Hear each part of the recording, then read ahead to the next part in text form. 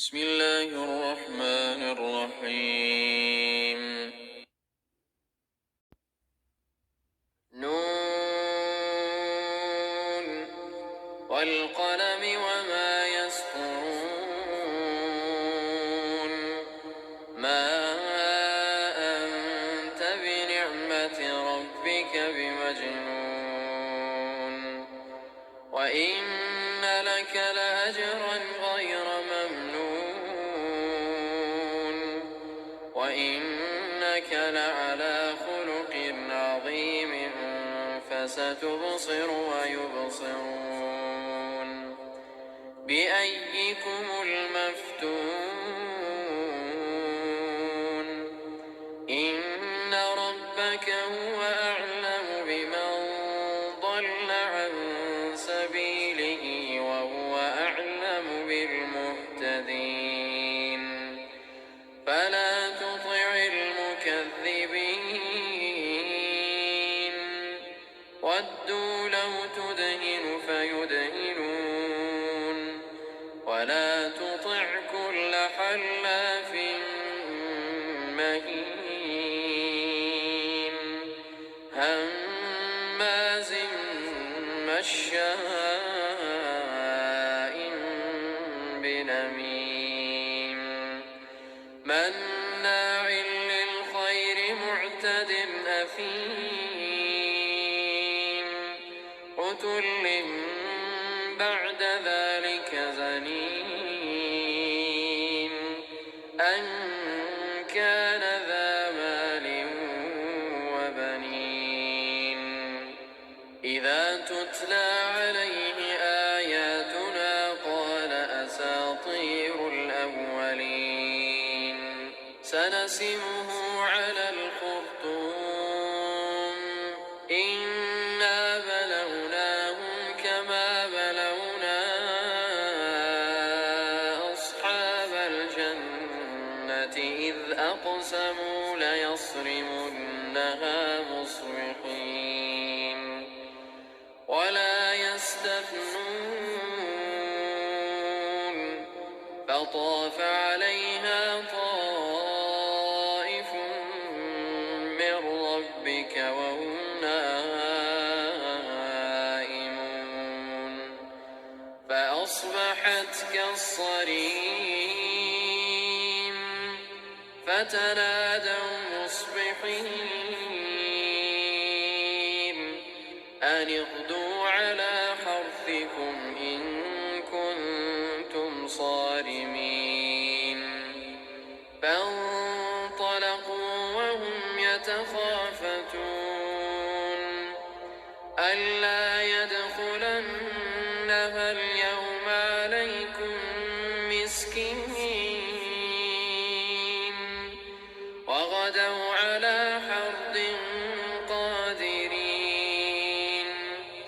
فلما رأوها قالوا إنا لضالون بل نحن محرومون قال أوسطهم ألم أقل لكم لولا تسبحون قالوا سبحان ربنا إنا كنا ظالمين فأقبل بعضهم على بعض يتلاومون قالوا يا ويلنا إنا كنا طاغين عسى ربنا أن يبدلنا خيرا منها إنا إلى ربنا راغبون كذلك العذاب ولعذاب الآخرة أكبر لو كانوا يعلمون إن للمتقين عند ربهم جنات النعيم أفنجعل المسلمين المسلمين كالمجرمين ما لكم كيف تحكمون أم لكم كتاب فيه تدرسون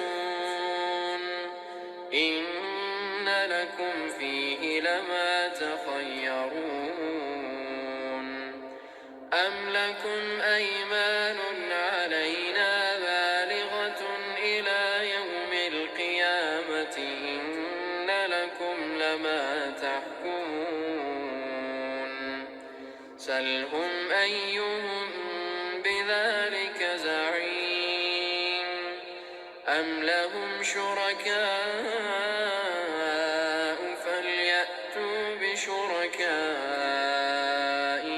إن كانوا صادقين يوم يكشف عن